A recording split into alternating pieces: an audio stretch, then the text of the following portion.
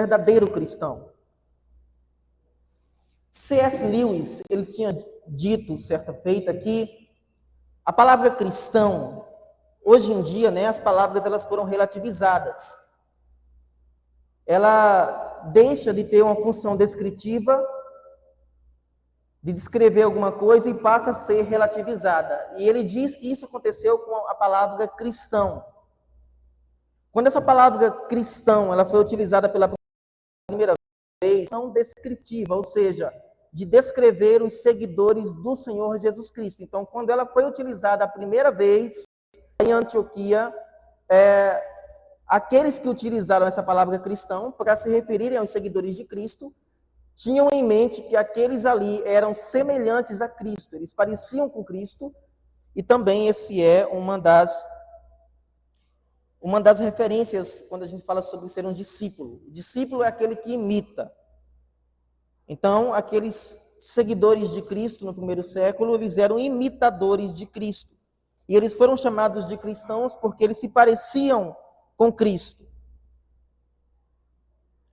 Então, eu quero trazer esse assunto para vocês porque hoje nós estamos lidando com um problema sério no que se refere aos cristãos atuais.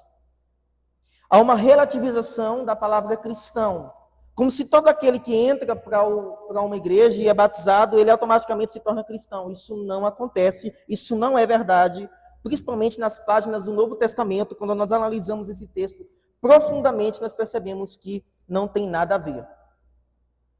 O cristão é uma criatura completamente diferente de todos na terra. Por quê? Porque ele foi chamado, regenerado, transformado pelo Senhor Jesus Cristo. É uma transformação que nenhuma religião no mundo pode promover, que nenhum sistema filosófico ou político pode fazer. O cristão, ele é diferente, e essa diferença ela tem que ser vista na prática. Algo que, infelizmente, não tem acontecido hoje. E como é de costume, quando eu falo com vocês aqui, eu queria mais uma vez chamar a atenção para o seguinte fato. Meus irmãos, quando eu estou falando, quando a gente está pregando e vocês estão ouvindo, via de regra, aqueles que estão ouvindo costumam, né, dependendo da mensagem, se for algo mais exortativa, costumam terceirizar a responsabilidade que é dela para outras pessoas. Aí quando eu estou passando uma mensagem de alerta, a pessoa pensa em fulano, A, B, C, D. Eu estou falando de vocês, é de vocês que eu estou falando.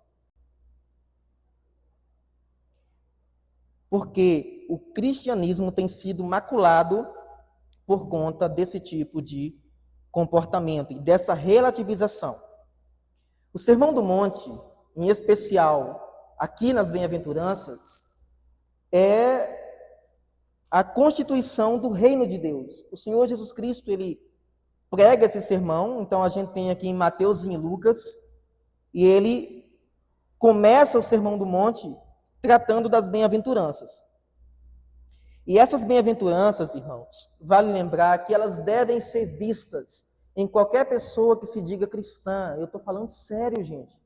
Isso aqui tem que ser visto em menor ou em maior grau em mim e em vocês. Do contrário, não houve novo nascimento. Olha o que John MacArthur disse, analisando a questão do Sermão do Monte. Ele disse, se um visitante imaginário viesse de Marte e ele fosse visitar uma típica comunidade cristã, tendo lido o Sermão do Monte no trajeto, no caminho, ele ficaria perplexo quando ele chegasse aqui e analisasse o contraste. O abismo entre o padrão do Sermão do Monte e o padrão da vida cristã convencional é tão grande que o visitante suspeitaria de ter lido o sermão errado ou visitado a comunidade errada. E o que diria alguns dos profetas e o próprio Senhor Jesus Cristo, João Batista, Paulo, se visitasse alguns dos nossos cultos hoje? O que diriam eles, né, se frequentassem a nossa igreja por um mês? Se passassem algum tempo aqui? Ou então se pernoitassem alguns dias nas nossas casas? O que será que eles diriam? Eu me lembro que houve não me lembro agora quem exatamente, mas alguém passou um período de tempo na casa de Jonathan Edwards. E ele disse que ele pôde sentir um pouquinho do céu, da eternidade, naquele período que ele passou na casa de Jonathan Edwards. Será que isso poderia ser dito acerca de nós também?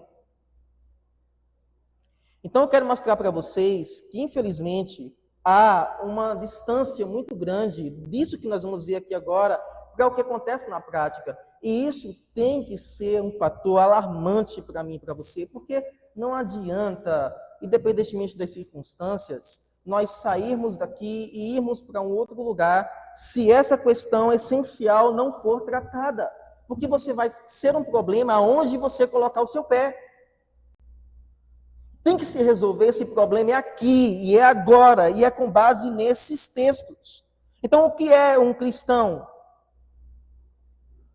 Como eu e você devemos nos comportar diante das adversidades da vida? E olha que um cristão, ele vai ser autentificado, né? Vai se tornar cada vez mais clara a postura de um cristão, principalmente quando ele for colocado à prova. É assim que acontece.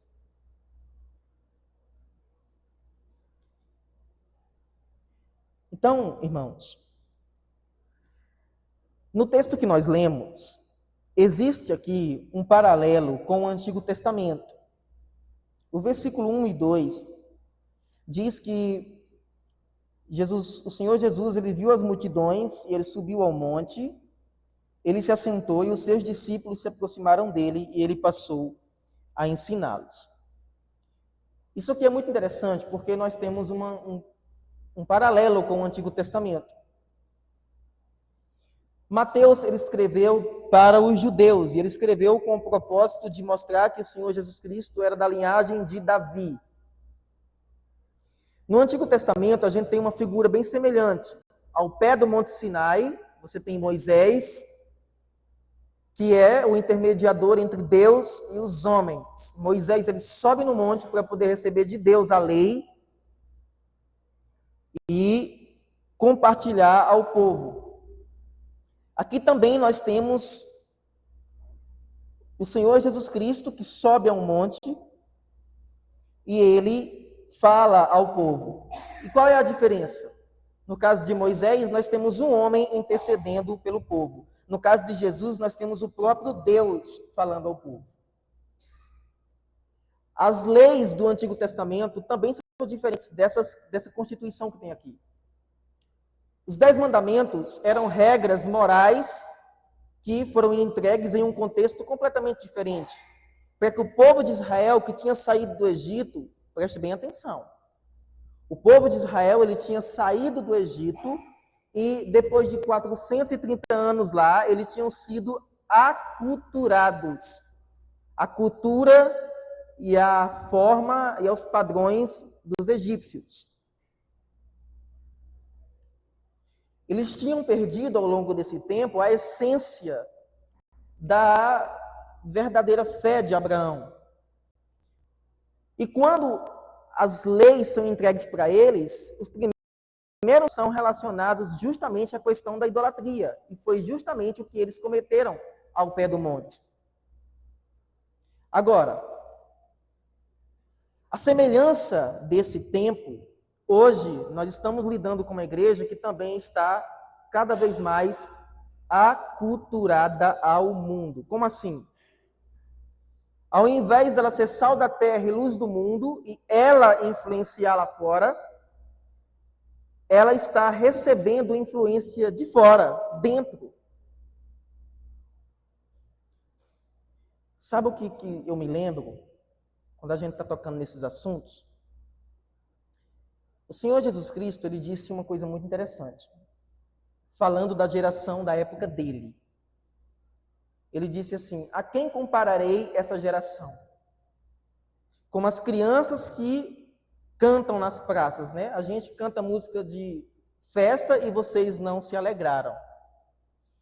A gente canta música de velório, né? De luto, e vocês não choram. João Batista, ele jejua e vocês dizem que ele tem o demônio. O Filho do Homem come e bebe e vocês dizem que ele come e bebe com os pecadores. Ou seja, vocês nunca estão o quê?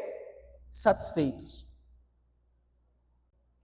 Tem alguma semelhança com a geração de hoje, com a igreja hoje, com o nosso contexto aqui que nós estamos vivendo? O que vocês acham?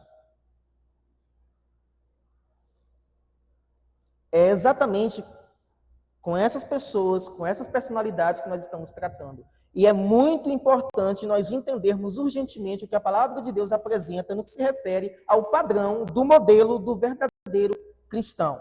Isso aqui é tanto para mim quanto para vocês, que temos desafios enormes na sociedade atual.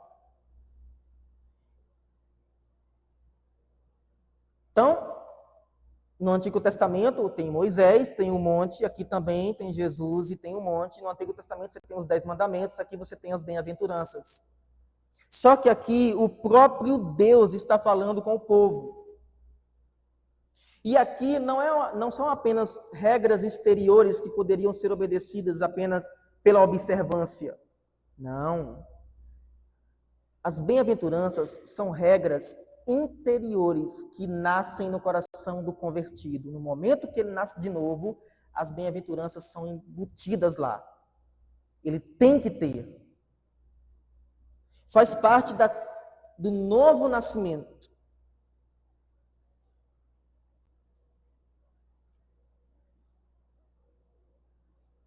E aqui é curioso observar que os discípulos, eles se aproximam de Jesus, mas no contexto nós não temos apenas os discípulos, no contexto nós temos também a multidão.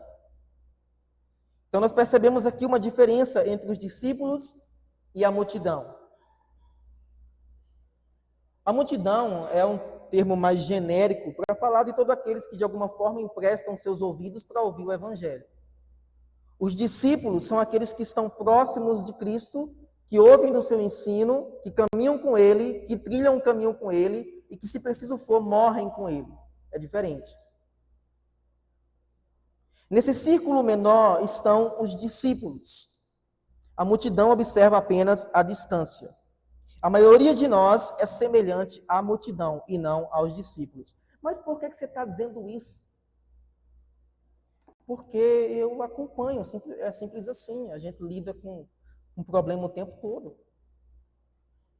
Por menores que sejam os problemas, ponto de pregação, evangelismo, enfim, embora o público seja diferente, mas são as mesmas coisas sempre.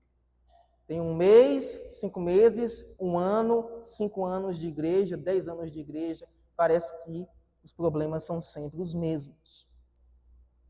E o Senhor Jesus Cristo, então, ele passa a ensinar. A primeira bem-aventurança, o versículo 3, vamos ler todos juntos? Bem-aventurados os pobres, porque deles os pobres em espírito. Bom, a palavra bem-aventurados, vocês já devem saber que significa feliz, né? Ou felizes, tá? E é curioso observar o seguinte: o padrão de felicidade que nós encontramos no mundo, na sociedade, ele é totalmente oposto ao padrão das bem-aventuranças, ao conceito de felicidade que nós encontramos nas bem-aventuranças. Certo? Por que eu estou dizendo isso? Porque o que você mais vê hoje, né, é o contrário do que nós vemos aqui. Aqui nós temos um paradoxo. Feliz é o que chora. Feliz é o que é manso. Feliz é o que é pobre. No mundo, não. Feliz é o que é rico. Feliz é o que está por cima. Feliz é o que, de alguma forma, está bem sucedido. Feliz é aquele que não está passando por problema nenhum e está com a conta verde, está tudo bem. Então, o conceito de felicidade que nós temos no mundo é diferente, é contrário ao conceito que nós encontramos nas bem-aventuranças. Esse é o primeiro ponto. E nós estamos cedendo a essa cultura relativista, marxista, pós-moderna. Nós estamos nos amoldando. Paulo disse em Romanos 12 que nós não deveríamos fazer isso. nós não deveríamos nos conformar, nós não deveríamos nos amoldar aos padrões desse século, mas é exatamente o contrário que está acontecendo. Não é por acaso que a palavra de Deus, ela usa uma linguagem diferente para se referir a nós. Hebreus fala que nós somos peregrinos, forasteiros em terras estranhas. E um forasteiro, ele é diferente, o comportamento dele, as palavras dele, os modos dele são completamente diferentes. É como se ele andasse na contramão do mundo. Então, essa primeira palavra, não é, de bem-aventurança, que se repete em todas as sentenças aqui, ela diz respeito à verdadeira felicidade que só é possível no Senhor Jesus Cristo. E a primeira bem-aventurança fala, então, que felizes são os pobres em espírito, porque deles é o reino dos céus. Essa primeira bem-aventurança, ela é um ataque à raiz de todo o nosso problema. Qual é o problema central no homem? Qual é o problema que está na raiz de onde todos os outros pecados são chocados? É o problema do orgulho. Por orgulho caiu Satanás. Por orgulho foi tentado Adão, Eva. E alguém já disse que o orgulho é a galinha onde todos os outros ovos do pecado são chocados. Então, essa primeira bem-aventurança é um ataque ao nosso ego, ao nosso orgulho, que é a primeira coisa que precisa ser quebrada no momento que nós nos convertemos. Porque, do contrário, não adianta você ser inteligente, não adianta você ter bons argumentos, não adianta você ter uma boa retórica, não adianta nada se você não for pobre em espírito, se você não for humilde, se você não compreender que você não tem nada e que você não é nada e que você, tudo de bom que você tem foi Deus que deu e não é seu, você jamais vai poder ter sucesso nenhum dentro da igreja, principalmente com relação a Deus.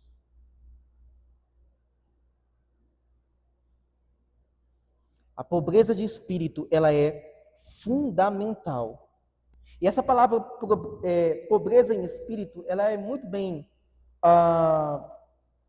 interpretada aqui, não é? Traduzida, porque reflete melhor o texto original.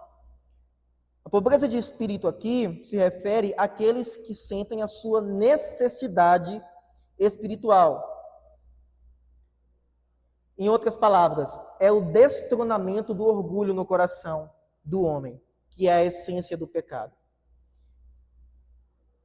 Provérbios vai dizer que a soberba precede a queda, vocês já conhecem esse texto.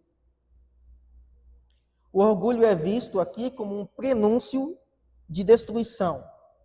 Provérbios 11 diz que, vindo a soberba, sobrevém a desonra, mas com os humildes está a sabedoria, ou seja, o orgulho leva à vergonha, e a humildade traz sabedoria. Tiago 4,6 diz que Deus resiste aos soberbos, mas dá graça a quem? Aos humildes. Ou seja, esse texto de Tiago coloca Deus diretamente em oposição ao orgulho. Provérbios capítulo 8 diz que o temor do Senhor consiste em aborrecer o mal, a soberba e a arrogância. Eu os aborreço. E aqui, Deus declara ódio ao orgulho. Jeremias 9, 23 e 24 diz, não se glorie o sábio na sua sabedoria, mas o que se gloriar, glorie-se nisto, em me conhecer. O único orgulho permitido é o orgulho da cruz. O apóstolo Paulo disse que eu não me glorie em outra coisa a não ser na cruz de Cristo. O exemplo mais palpável que nós temos é lá em Lucas 18, né? Naquela passagem do fariseu e do publicano, quando eles vão orar juntos, tá?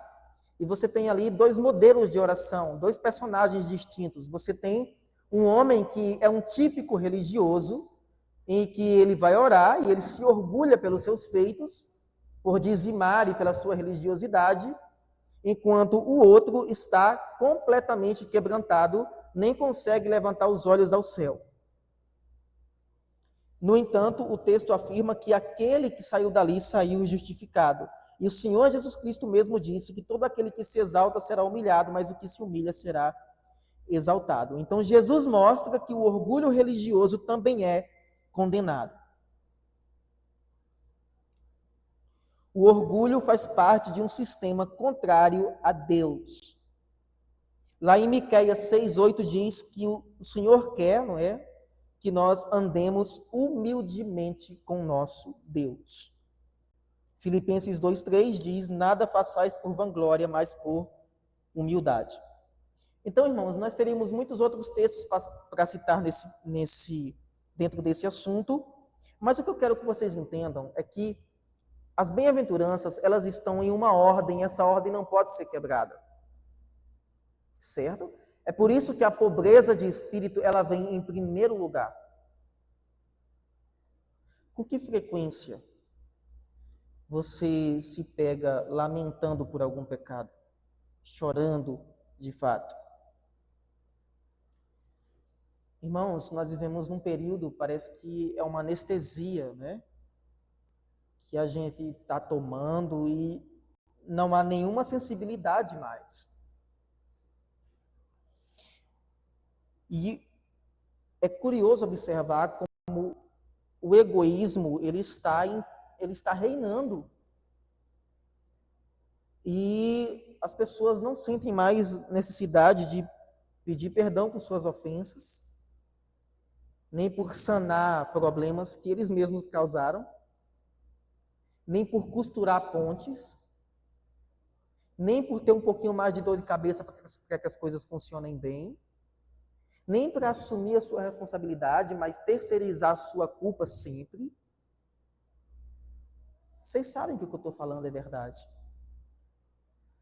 Então, isso mostra que o que está no coração da maioria, o que está reinando, é o egoísmo, é o orgulho espiritual.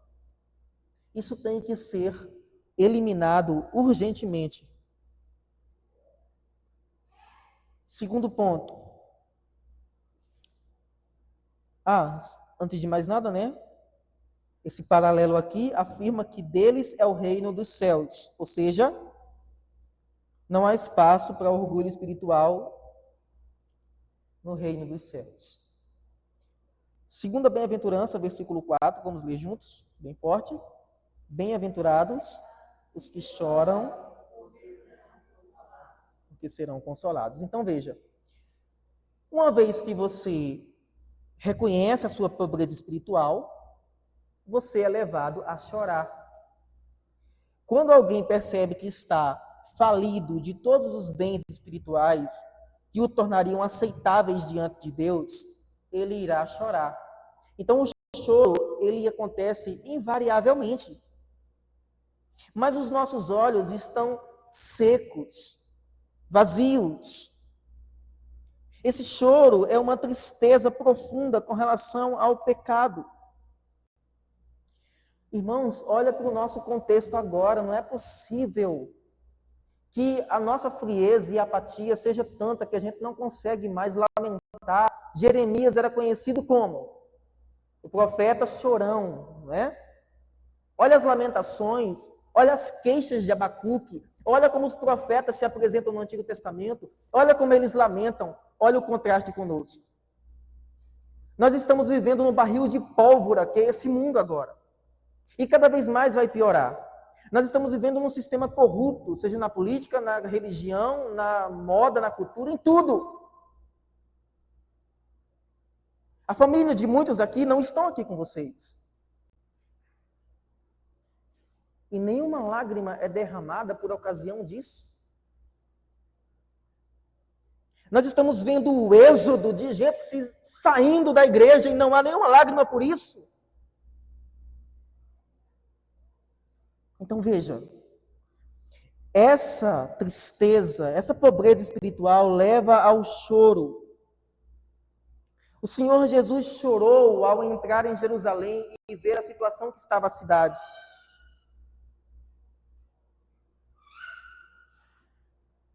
Sabe uma coisa que eu sempre vi Eu sempre acompanhei pregadores mais antigos, né? Então, quando eu assistia muita pregação, Lutero, de David Wilkerson, e Paul Washer, Leonardo Ravenhill, esses homens tinham algo diferente na pregação deles. A maioria das pregações envolvia temor, quebrantamento. Veja as pregações de David Wilkerson. Veja o chamado para a angústia, uma pregação muito conhecida do David Wilkerson.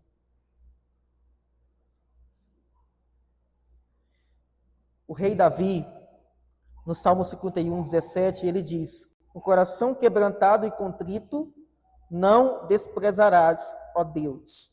A gente tem que ler esses textos com a força devida que esses textos apresentam.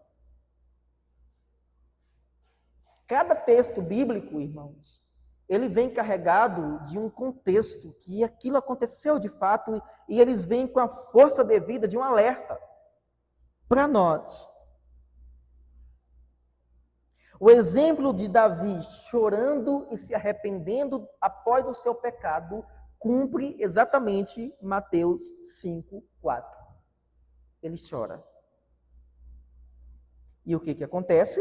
Eles serão consolados. Deus perdoa e consola. 2 Coríntios 7:10 diz que a tristeza, segundo Deus, produz arrependimento para salvação. Então, esse texto apresenta uma tristeza que vem de Deus. Ah, mas Deus não é só amor? Deus não... O propósito do Senhor não é fazer com que todo mundo fique sempre feliz? Não! Ele leva o seu povo a chorar. E essa tristeza, ela é positiva. Muito daquilo que você diz que é Satanás é Deus fazendo. Para que você se volte para os seus joelhos, para o momento de oração e chore. Isaías 61 diz que, aquele texto bem conhecido, né, que o Senhor Jesus Cristo ele pega o rolo e abre assim, e ele diz que o Espírito do Senhor, né, um dos propósitos dele, é consolar todos os que choram. O cumprimento direto desse princípio está em Mateus capítulo 5, versículo 4. Em Lucas capítulo 7, nós temos aquela mulher pecadora que chorava aos pés de Jesus. Ela chorou arrependida e ela recebeu perdão e paz. Mais uma vez, um retrato de Mateus 5:4. Em João capítulo 11, você tem o próprio Senhor Jesus Cristo chorando pela morte de Lázaro. Mostra que o próprio Cristo participa da dor humana e traz consolo. E qual é a promessa para os que choram?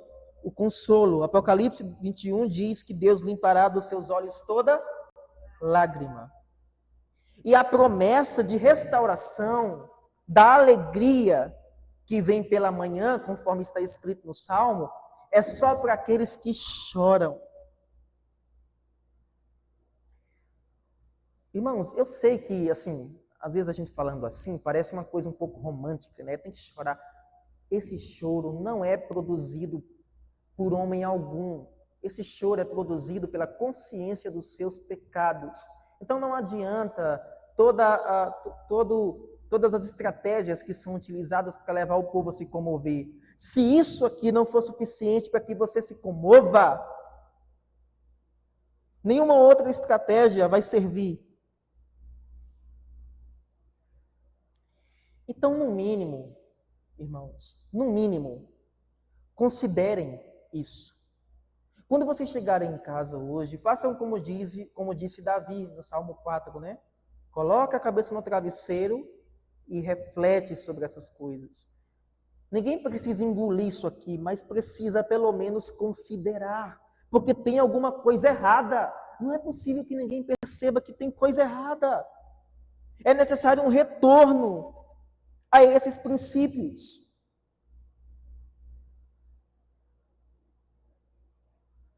Até aqui, amém? Vamos analisar então. Então veja, primeiro a pobreza espiritual, segundo o choro. Veja a ordem. O versículo 5 fala sobre mansidão. Nós poderíamos, irmãos, aprofundar muito mais cada ponto desse aqui. Vamos ler o versículo 5 forte, bem forte. Bem-aventurados. Olha que coisa interessante. Os mansos. Os mansos. Irmãos, primeiro, né? O que não é essa mansidão? Não é uma humildade falsa, ok? Negativa, modesta, aquela autocomiseração que às vezes as pessoas têm. E também não é covardia. Manso não é ser covarde, mansidão não é covardia. Mas a mansidão aqui está mais ou menos relacionada ao que está escrito em Romanos capítulo 8, por exemplo. Romanos capítulo 8 vai dizer que como ovelha muda diante do seu tosquiador, ele não abriu a boca. E nós somos como ovelhas, né? Levadas para o matadouro. Então, o que acontece? A mansidão aqui é uma submissão à vontade de Deus. Você poderia dizer para mim, mas irmão Leandro, eu estou regularmente nos cultos. Eu frequento com regularidade os cultos. Eu até participo de algum evento da igreja. Eu até faço alguma coisa aqui e acolá. Isso não significa absolutamente nada. Ok? Por quê? Porque apesar disso,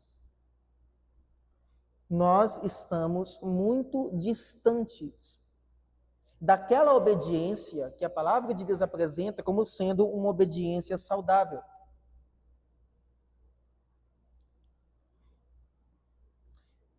Vocês estão entendendo, irmãos? Nós temos o que um pastor alemão, né, Dietrich Bonhoeffer, chamaria hoje de graça barata. Tá? É uma graça que não é graça, é desgraça, que não produz obediência.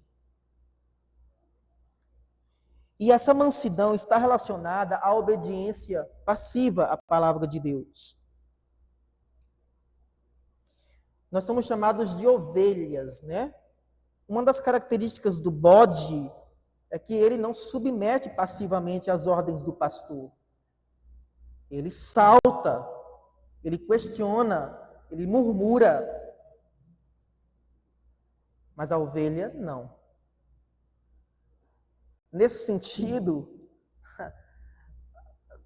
a maioria acaba se comparando a bodes espirituais. Nunca estão satisfeitos, sempre questionando,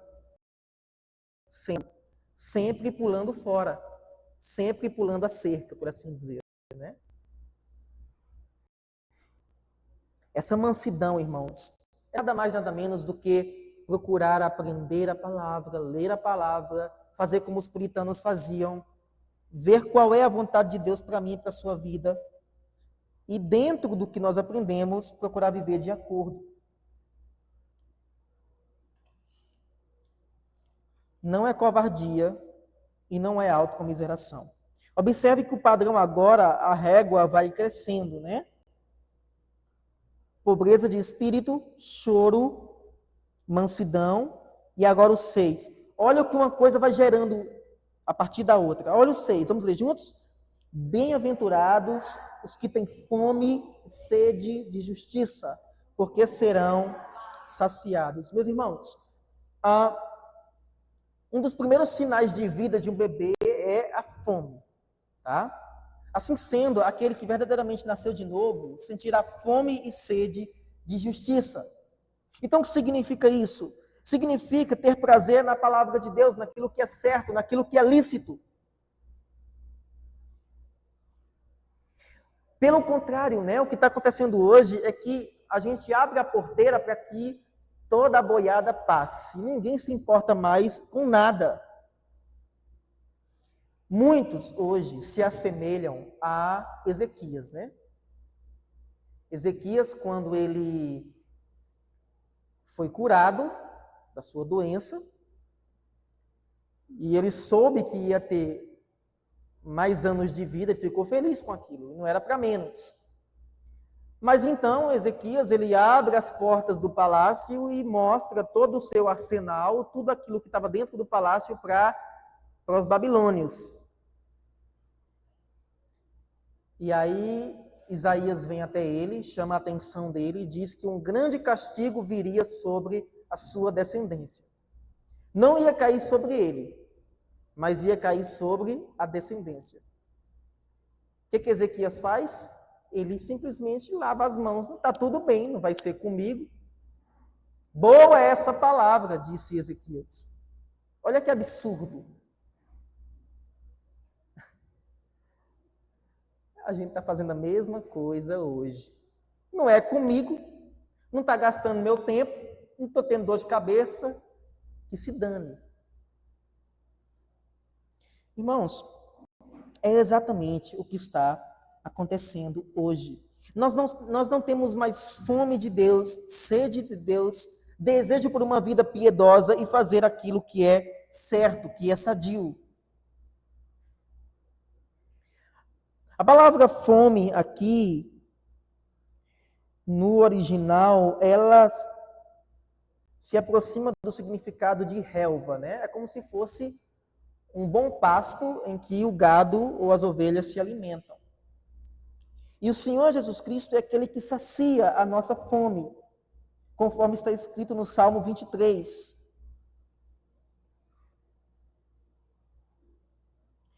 E aí eu me lembro de uma história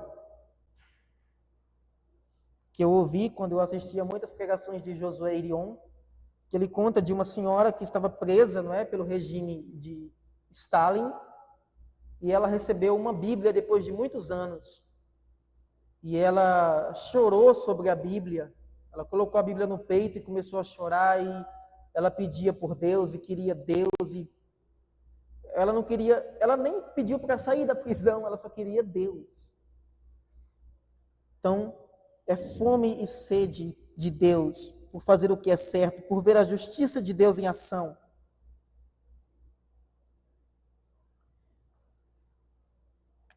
Olha o que diz o versículo 7 com relação aos misericordiosos. Agora nós vamos para o campo da ação. Vamos ler juntos, versículo 7? Bem-aventurados os misericordiosos, porque alcançarão os misericordiosos. Agora nós saímos do campo, não é? Das afeições, do quebrantamento, do choro, da fome, do comportamento manso, submisso, para a ação. E aqui está relacionada a misericórdia. Em outras palavras, a misericórdia pode ser descrita como bondade em ação. Um exemplo que nós temos nas Escrituras com relação a isso é a parábola do credor, né, incompassivo, lá em Mateus 18, e a parábola do bom samaritano, em Lucas capítulo 10, em que outros que se consideravam religiosos passaram de longe, ao ver a necessidade de um homem, e talvez pelo preconceito, né, eles não ajudaram, enquanto o samaritano, ele contribuiu para a recuperação daquele homem. Ele foi misericordioso com ele, a semelhança do que Cristo foi conosco. Bom, esse tipo de análise, vocês sabem bem, eu não preciso aprofundar muito com relação a isso, mas vocês sabem que, de um modo geral, nós temos muita dificuldade em sermos solícitos, generosos, voluntários, a estender a mão àquele que pede. Mas essa é uma atitude contrária ao que ensina a palavra de Deus no Novo Testamento. E a misericórdia está relacionada a lançar o coração na miséria do outro, a sentir a dor do outro, a chorar com o outro, a sorrir com o outro, a de fato ser participante da vida, dos problemas e das lutas de outra. E é curioso observar como a nossa sociedade ela se torna cada vez mais materialista e individualista. Mas esse tipo de postura e comportamento está entrando na igreja. Isso não pode ser encontrado no meio da igreja, mas está. Deixa eu fazer aqui uma ilustração com vocês. Veja. Se alguém chega para vocês e fala de outra pessoa e cita a vida de outra pessoa para vocês, vocês sabem que tudo acontece com um propósito. E vocês emprestam os ouvidos para isso. E engolem o que está sendo dito, sem considerar e sem dar o benefício da dúvida. Será que vocês não estão sendo participantes do pecado daquele que veio falar? Isso testifica não apenas daquele que fala, mas daquele que ouve. E nós, como igreja, temos que ser sábios, prudentes com relação a isso. A não engolir tudo, a não aceitar tudo, a consultar, a dar o benefício da dúvida, a entender o contexto, os bastidores.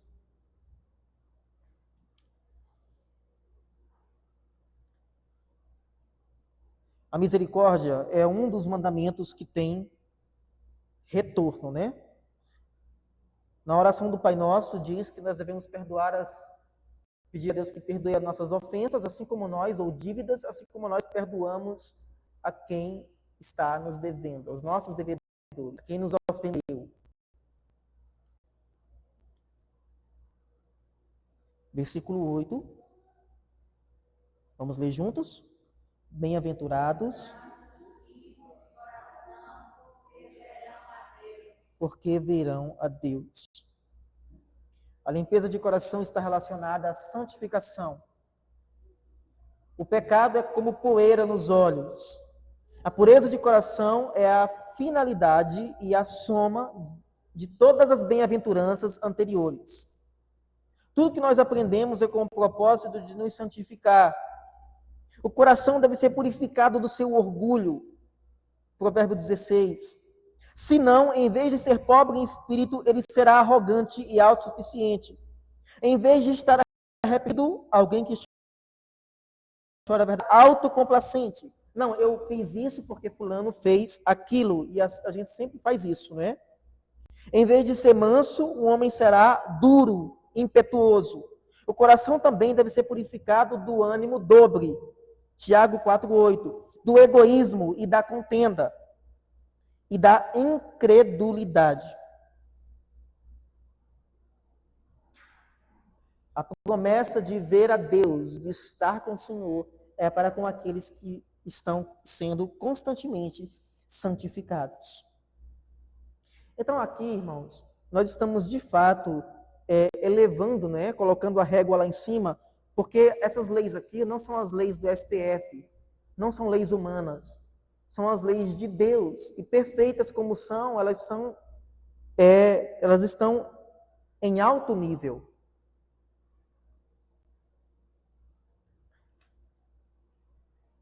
E agora, eu quero caminhar com vocês para o fim da nossa exposição, analisando as consequências de se ter, não é, essas bem-aventuranças.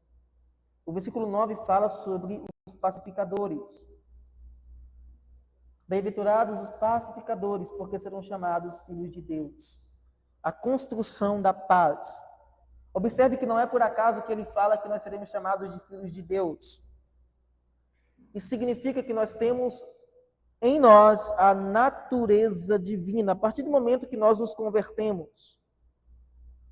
E tal como filho de Deus, em Romanos capítulo 5, ele foi pacificador, ao pegar na mão do homem pecador e pegar na mão de um Deus irado e fazer com que as duas se aproximassem, nós também devemos ter em nós um espírito pacificador, de trazer reconciliação, paz e costurar a paz. E fazer o que for possível para a promoção da paz. Porém, existe um preço a ser pago por isso. E muitos de nós não estão dispostos a arcar com os custos. E os pacificadores serão chamados filhos de Deus. E agora, os versículos 10, 11 e 12, eles tratam da consequência inevitável de se possuir as bem-aventuranças, que é a perseguição. Olha o que diz os versículos 10, 11 e 12. Vamos ler juntos. Bem-aventurados os perseguidos por causa... 11. Bem-aventurados.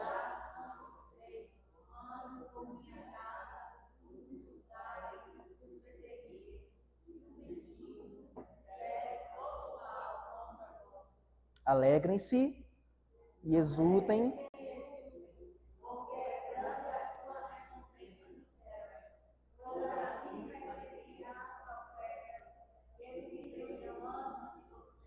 Isso é curioso porque soa como carimbo de que nós possuímos as bem-aventuranças. A perseguição pela motivação correta. É impossível ser possuidor das bem-aventuranças e se esforçar para andar de maneira correta e não ser perseguido, porque isso vai na contramão do mundo. O apóstolo Paulo diz que aqueles que querem viver piedosamente em Cristo Jesus serão perseguidos.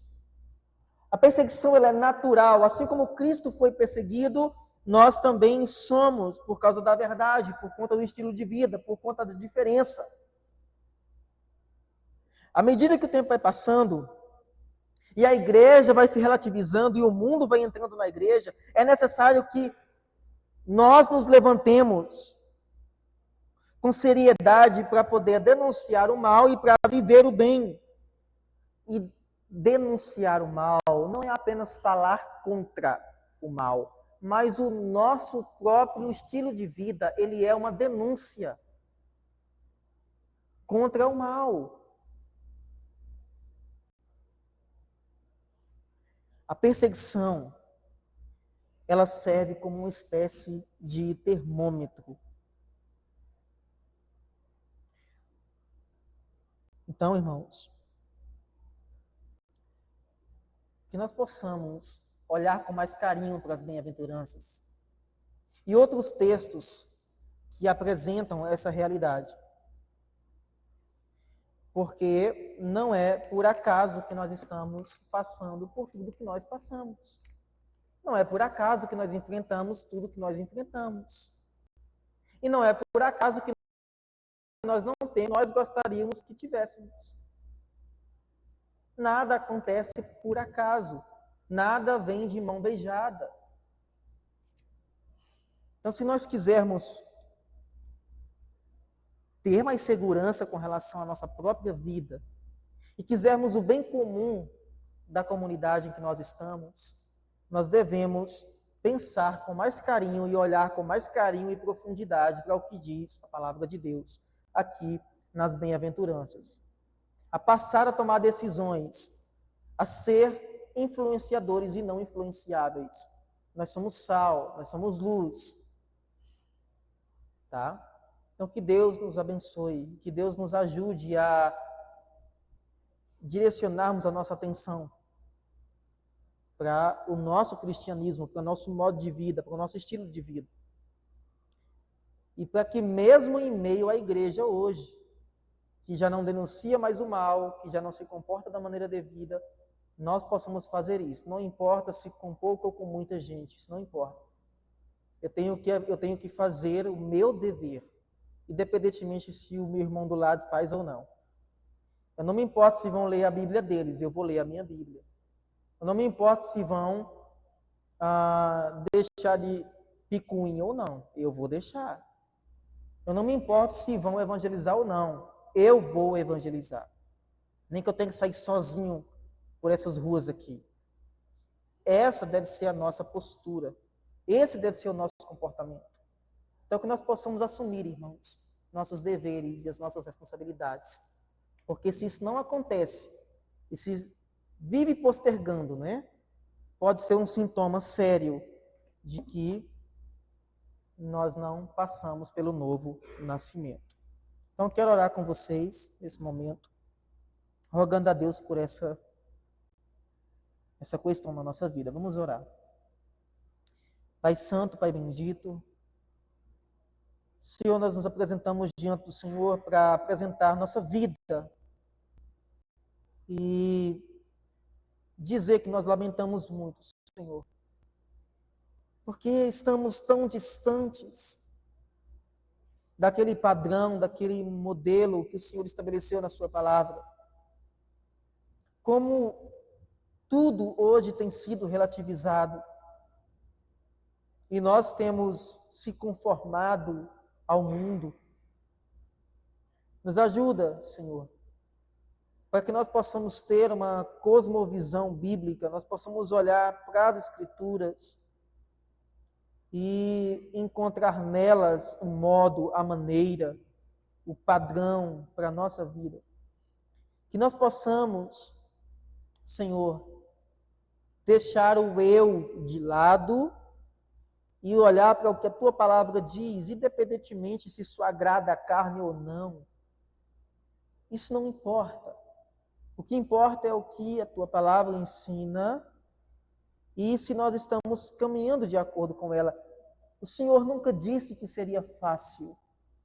Nós aqui colocamos essa ilusão sobre a nossa vida. Mas não é fácil mesmo. Mas não é impossível. Nos ajuda, Senhor. Nos ajuda a irmos mais longe. Nós sempre costumamos falar dos reformadores, dos apóstolos.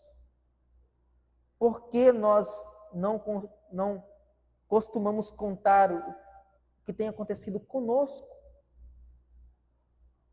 Nos ajuda, Senhor. Que não seja apenas uma pregação vazia e uma recepção vazia, mas que isso vá ao coração e promova mudança e promova transformação, a começar por mim. Esse é o meu desejo, o meu pedido para mim e para o povo de Deus reunido aqui nessa noite, em nome de Jesus. Amém.